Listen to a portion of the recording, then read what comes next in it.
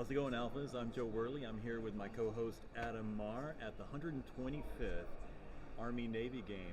And we are also being joined by Captain Sammy Sullivan. Please introduce yourself. Yes, hi, I'm Captain Sammy Sullivan. I'm a part of the World Class Athlete Program in the Army, which allows soldiers to compete in the Olympic Games. And this summer I competed with the USAA Rugby Sevens Team and won a bronze medal. So, yeah, pretty big year for me. When we first met or when we first came up, we were trying to, how do you decide what to say, West Point graduate or Olympian first? Yeah. And yeah, this weekend I'll say West Point graduate first, but most of the time it's Olympian for sure. But yeah, Army-Navy game, gotta rep my alma mater. Yeah. Nice. So this is Joe's and I first Army-Navy game in person, and so but it's not for you. You grad, so you had 4 years as a cadet. What was that like for you, and what's it like coming back this year so far?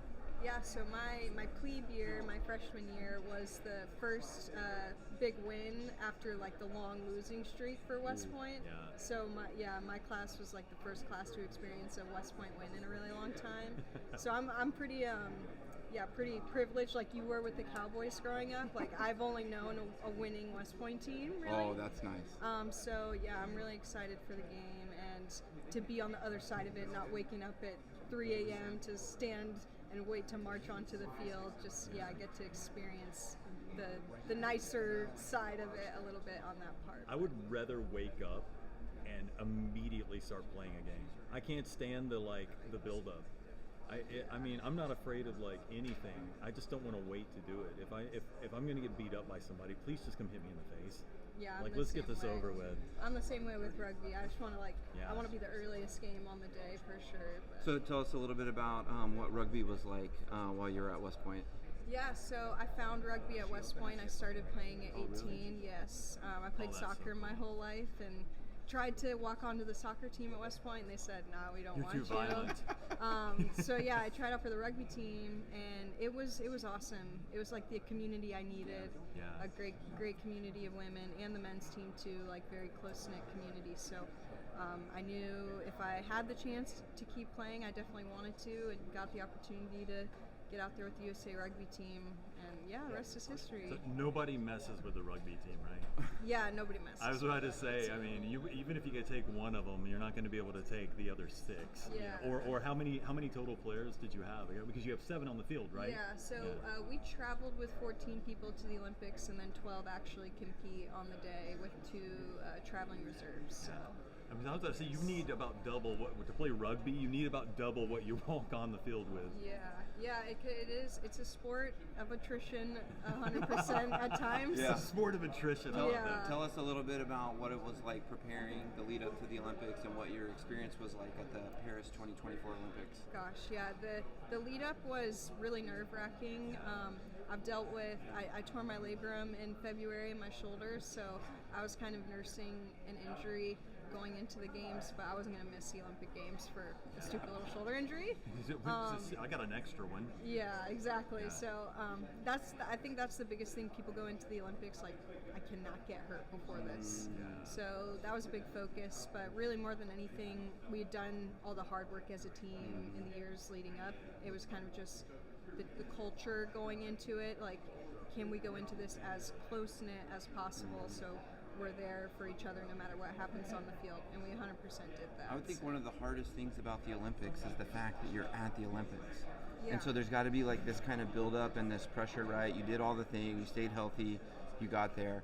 But what was dealing with the pressure like, and how did your military academy and being a military officer kind of help prepare your mindset to handle that pressure? Yeah, I would say there's nothing that can prepare you for the Olympic Games like the Olympics, and they told us that going in.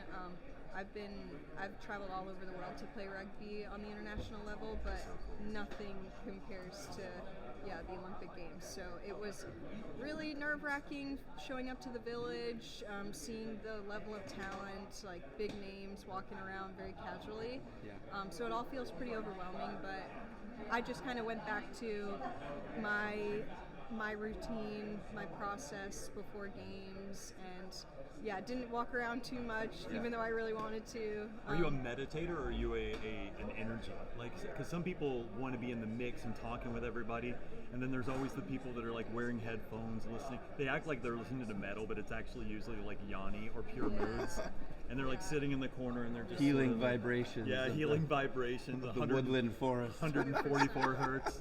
Yeah, no, I would say I'm like vibes captain because I was in charge of the music before games, so you know, I'm just kind of vibing to the music. And the days leading up, I'm a huge Lego set nerd. I build Lego sets all the time, so that's what I'll do like before. Do you have any of the scenes like the Home Alone or The Office? Oh yeah. Do you? Yes, yeah. So I built like the Paris landscape. You know, during the opening. Do you have them on your Instagram? Oh yeah. Really? Yeah, that's like that's all that's on my Instagram is pretty much Lego sets. Yeah. Well, while we're talking about it, can you share your Instagram? We'd love to have see pictures of your Legos. To be honest. Sam _ Sull SULL _ really complicated. Sam _ Sull _ but I think I can remember it'll come that. up. If you just look up Sammy Sullivan, it'll pop up. Well, I'd be interested to hear what it was like coming back with the medal on the other side. It's got to be such like a big release and a big relief, but also a celebration. But then you're also still in the military. So what's military life for you like after winning an Olympic medal? Yeah, that's the thing about the Army is like no matter what you do, everyone wears the same green suit and you show up and do the same things. So or blue if you're in the Navy. Or blue. Yeah, so not too much different on the Army side. Obviously, the camaraderie was there. Fellow service members, whether it was like recognizing me in the airport or around base if I had to go on base for some reason. That part's awesome. Like getting to have that camaraderie piece on the back end. But yeah, no special perks. Like still just a regular Army captain, which is how I like it anyway. Right. But the biggest thing is rugby has just grown astronomically since the Olympics, especially for young girls. And that was, I think, our goal going into the Olympics as a team is that team culture aspect and really growing the game and leaving the jersey better than we found it. So yeah, the amount of young girls and moms that will DM me or come up to me and be like, "Oh, you inspired my daughter to play rugby," or try and find a rugby team. That's the best part. I think that's really remarkable. I have a 14-year-old daughter at home and a 7-year-old daughter. So I know where I tell you what though, but having leaders, like you, being able to be a great role model for them, don't take that lightly and just like continue to do it. And I know that it will enable future generations to do great things. And you're doing great things. You've done great things.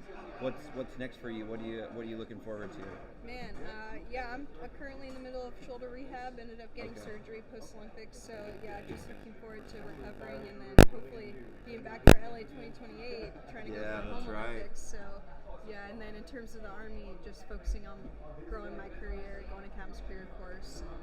Yeah, still growing the green suit side of myself along with the rugby side. Are you still lobbying to allow face tattoos in the? I'm just joking. I made that up. Yeah, no. Yeah, all for a good tattoo though. I got the rings. I got the rings on my forearm. Oh, cool. Yeah. So. Well, speaking of rings, there's going to be a trophy at the end of this game. What's your prediction for how bad Army is going to beat Navy? How bad? I'm gonna say. That opinion's a sinking ship. Yeah, I'm gonna say like. At least by over 30 points. Yeah. 30? That's what I was going to say. That is disrespectful. I was going to say probably by 10 touchdowns. 10? But yeah, 10 touchdowns. That's so offensive, I'm not even angry. Like, that is ridiculous. Well, like she was alluding to, when I watched Army-Navy from the time I was in college coming up, I just saw Navy win for like 15 years straight. Yeah. It was So absolutely terrible. So the fact that we're winning now is absolutely wonderful for me.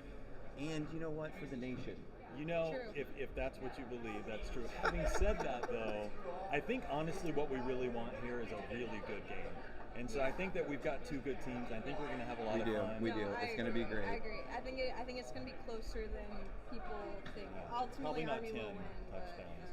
But again, hey, both great programs. thank you so much for Yes, thank you so much, Capt Sullivan. Is What there an honor, anything you what a want to pleasure. share? Yeah, before anything we you'd hop like to off? share with our listeners? Yeah, just go Army, beat Navy. That's right. That's right. Thank All you right, so thank much, you. Alphas.